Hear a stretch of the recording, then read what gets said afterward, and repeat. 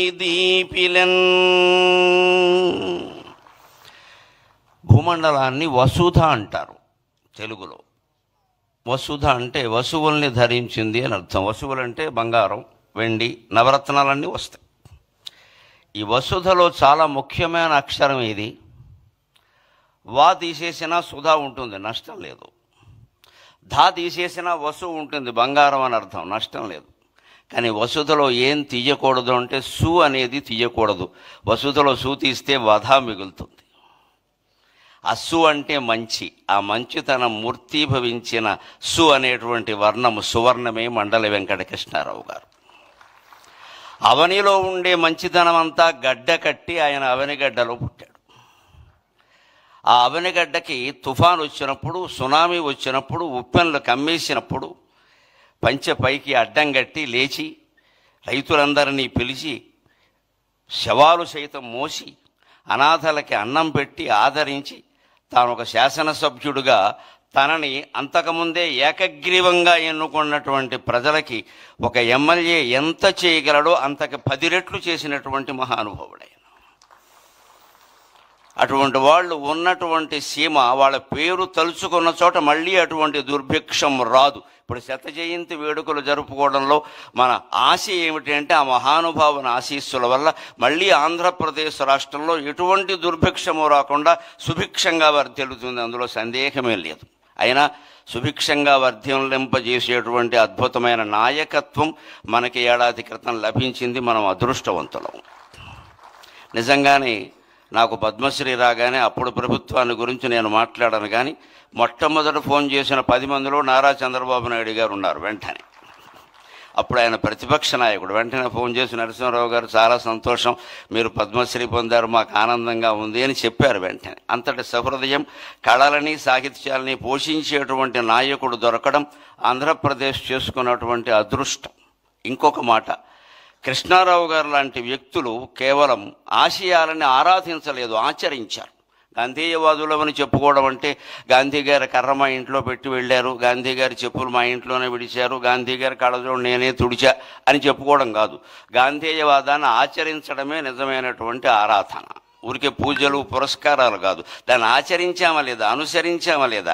స్వాతంత్ర సమర యోధుడికి కేటాయించినటువంటి హౌసింగ్ బోర్డు వాళ్ళ ఇల్లు కూడా ఆయన తిరస్కరించి నాకు ప్రభుత్వం ఎమ్మెల్యేగా క్వార్టర్ ఇచ్చింది, అది చాలు అన్నాడు.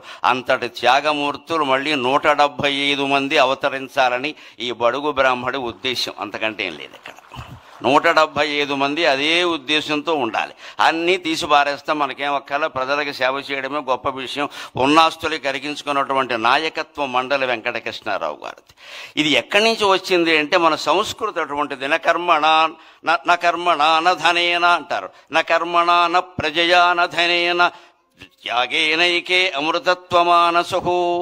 నీవు చేసిన యజ్ఞయాగాది కర్మల వల్ల కానీ, ఏ కార్యక్రమాల వల్ల కానీ నీకు అమృతానందం కలుగుతుందో లేదో చెప్పలేం. నీ సంతానం వల్ల కూడా నీకు అమృతానందం కలుగుతుందో లేదో చెప్పలేం. సంతానం అంటే ఇవాళ ముందు సంతానం, తర్వాత సంతాపం, అనుమానమేం లే. ఫాలోడ్ బై డిన్నర్ అంటూ ఉంటారే, సంతానం ఫాలోడ్ బై సంతాపం. అంతకంటే లేనివాళ్ళు లేరని ఏడుస్తారు, ఉన్నవాళ్ళు ఉన్నారని ఏడుస్తున్నారు, అంతకంటే ఏం లేదు.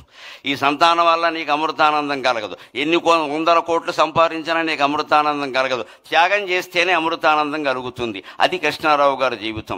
ఇట్టి ఈ క్రమశిక్షణకి ఎన్ని ఏండ్లు, ఇట్టి త్యాగానుభూతికి ఎన్ని ఏండ్లు, త్యాగమున అమృతత్వమునందుమనడి వేలేండ్ల సంస్కృతి ప్రాణమీవు, త్యాగమున అమృతత్వమునందుమనడి వేలేండ్ల సంస్కృతి ప్రాణమీవు. ఆయన భాషాభిమాని, కేవలం అభిమాని కాదు, ఆయన తప్పులు దిద్దేవాడు. ఓ మాస్టర్ అబ్బాయి కదా, గురువు గారు అబ్బాయి కదా, బుద్ధి చెప్పేవాడు, బుద్ధి తేనేమయ్యా అన్నాడు వేమన గారు. అందుకని ఆయన తప్పులు దిద్దేవాడు. టీచర్స్ డేని తెలుగులో గురువుగారి దినం అంటుంటే ఆ మాట ఏమిట్రా అన్నట్టు ఆయన. ఎందుకంటే దినం అనే మాట తెలుగులో ఎక్కడ వాడతారో అందరికీ తెలుసు.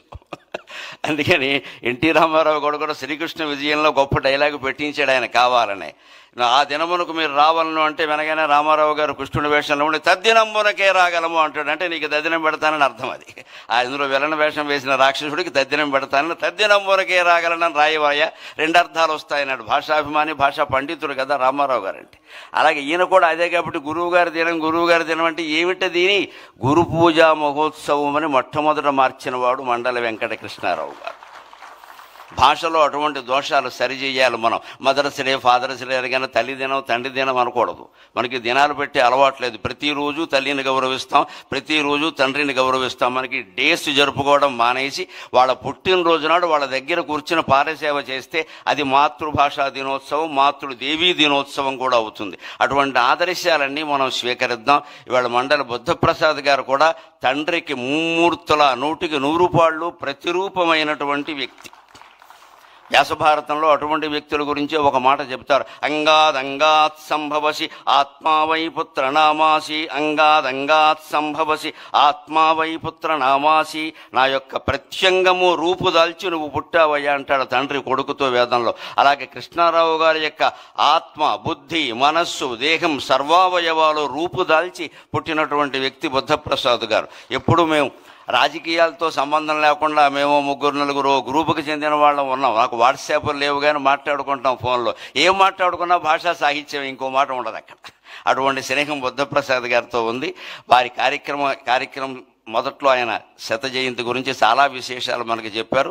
మళ్ళీ మండలి వెంకటకృష్ణారావు గారు లాంటి నాయకులు 175 నియోజకవర్గాలలోనూ ఆవిర్భవించాలి. ఆంధ్రప్రదేశ్